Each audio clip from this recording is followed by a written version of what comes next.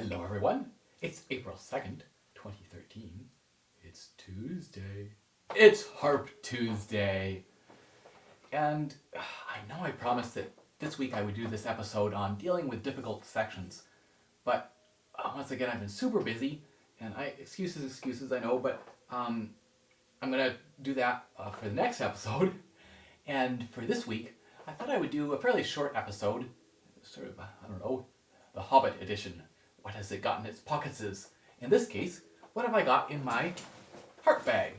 You know, this bag that I carry with me to all my gigs, all my concerts or performances.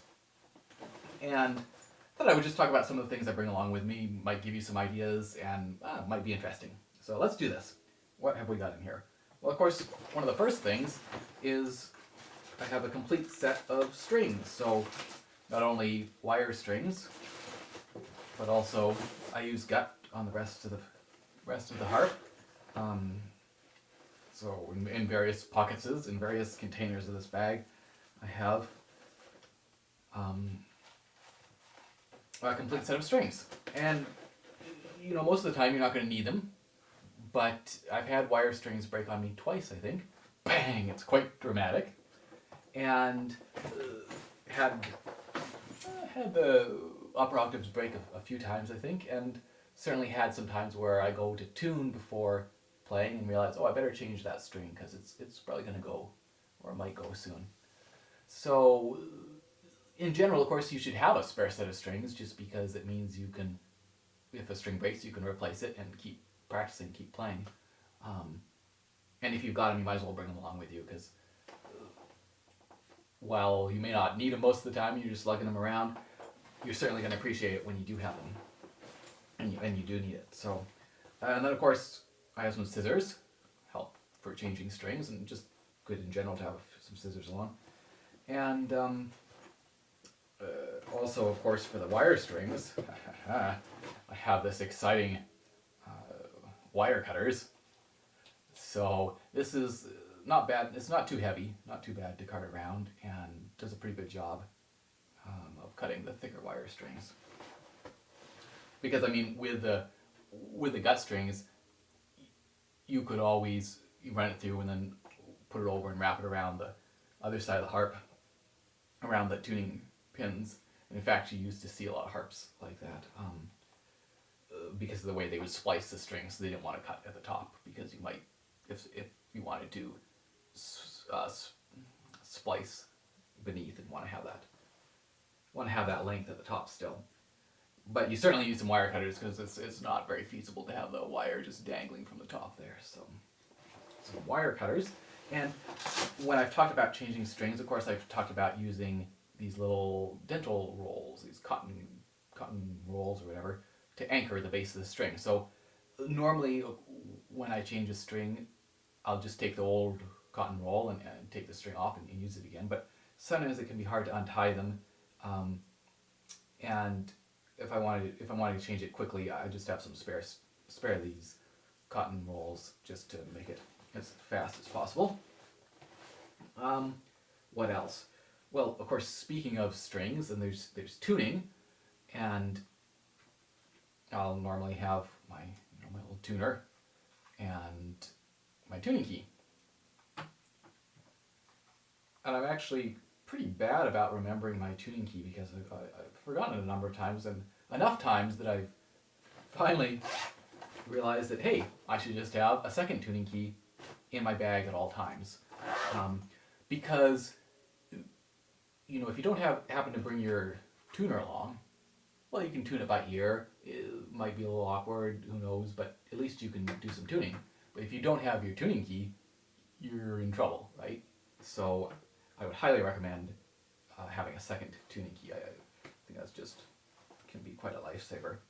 And speaking of tuners and tuning, now with smartphones, and this isn't a smartphone, but it's an iPod Touch, you can get tuning apps on there. So I've got the Peterson tuner app, and I know there are a number of different various applications, and again, that's something where is a backup or as a primary tuner, is something you'll probably have with you. So just provide a little comfort, a little extra backup.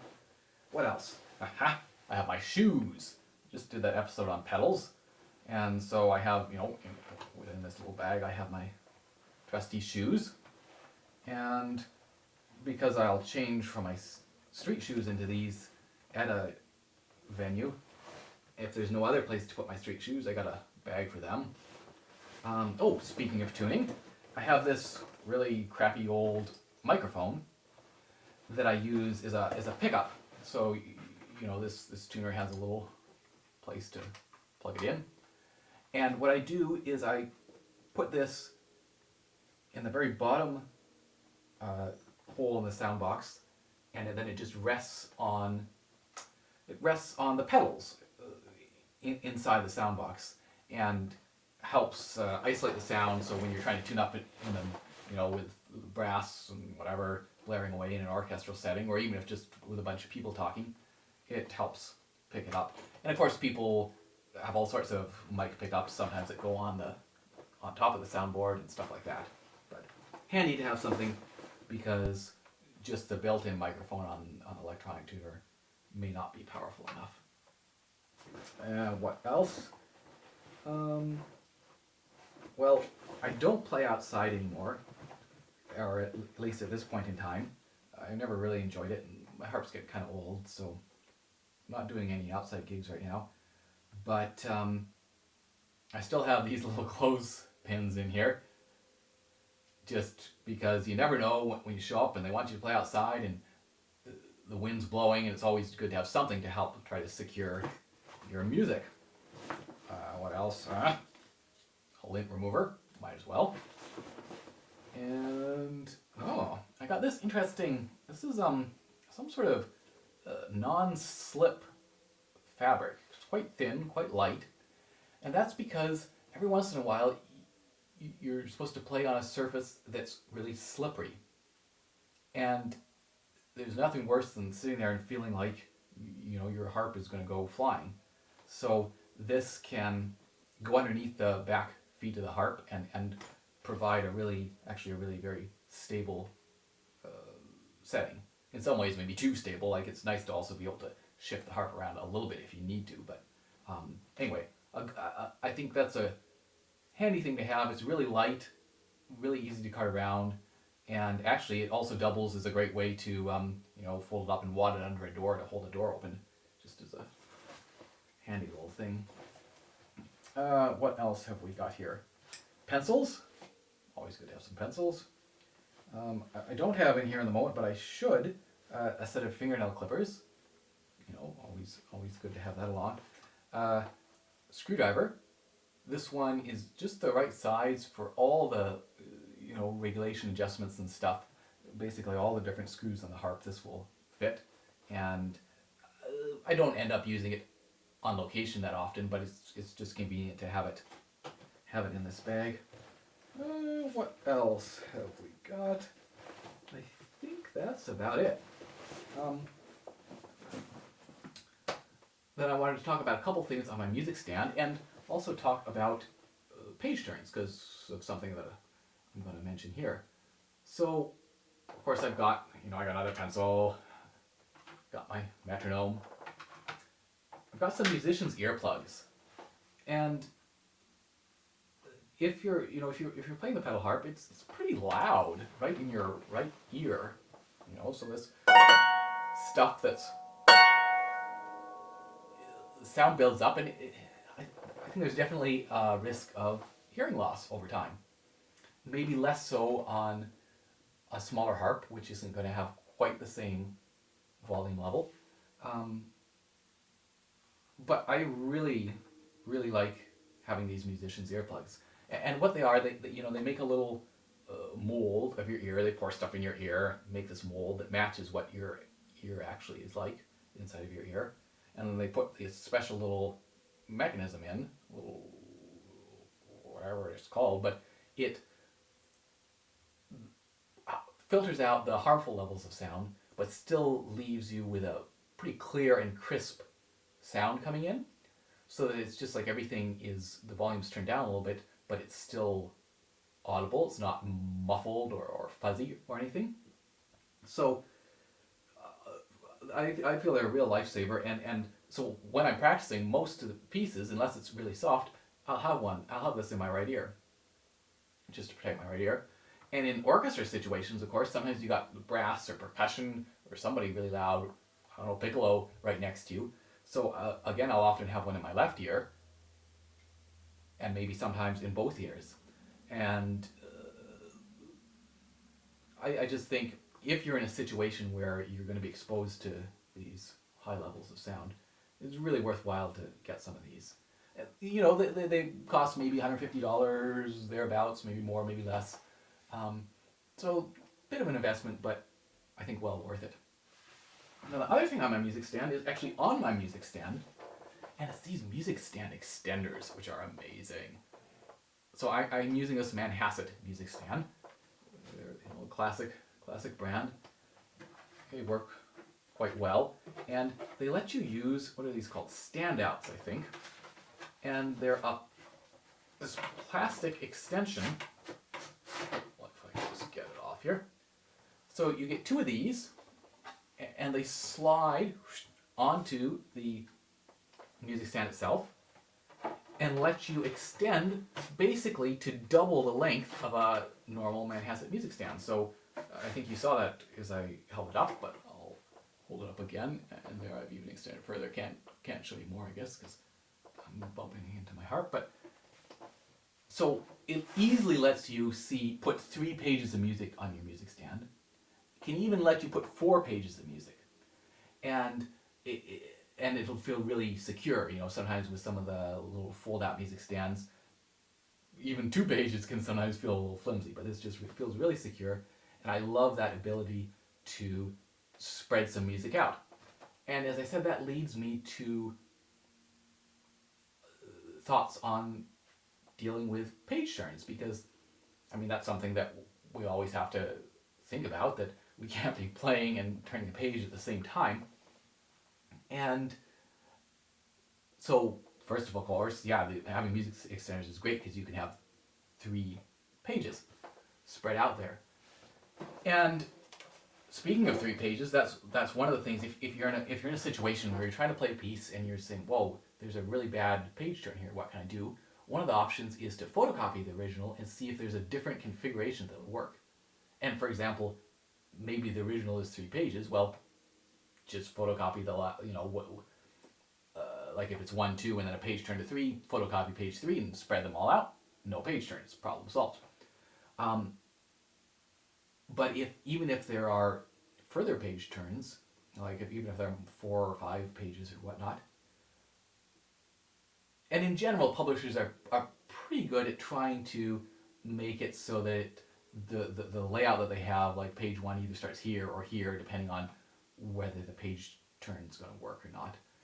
But sometimes you might say, well, I really wish that the page turn was on this page, not that page.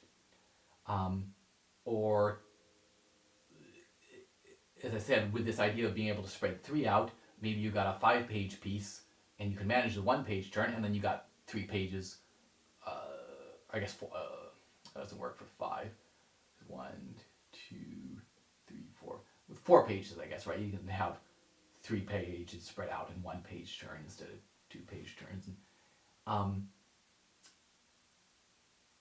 And the other thing to think about is sometimes it can be beneficial to have each page be a separate page, right? Not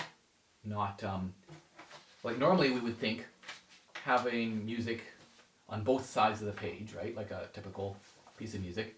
We got music on this side and this side, so that seems efficient. We turn the page and suddenly we get 2 new pages of music. But there are in fact times when it can be better to have just loose pages. So this is Fantasy on Greensleeves, and I didn't actually do much in terms of thinking about how are the pedal changes going to work. How are the page turns going to work? But sometimes you'll come across pieces, and this is an example, where you could turn the page in the middle of the page. In other words, there's maybe a pause. In orchestral music, this is often the case as well. there's a pause somewhere in the middle of the page, but while you could physically turn the page there, you can't because then you're not going to see the rest of the page, right? You've gone to the middle, turn the page, and oops, where's the rest of the page? If you have them as loose sheets, however, you can turn that page just by shifting it over. So here we are, we got the first two pages. I get to the middle of this second page, and I say, okay, I've got a spare moment. I'm just going to pull it over here and reveal the third page. And now maybe in the middle of the third page, I have a moment to change them. So I'll just grab that third page and shift it over. So by having these as loose sheets, it actually gives me a few more options because I can turn the page in the middle of the page, in essence, even though I'm not being as efficient in terms of revealing two new pages. I'm always just revealing one new page.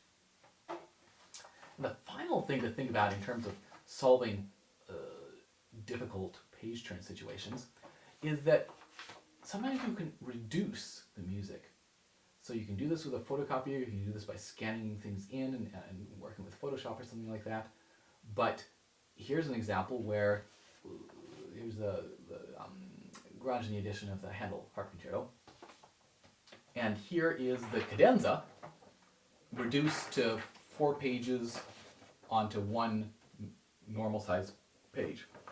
So we got 7 pages worth of music on this 11 by 17 page.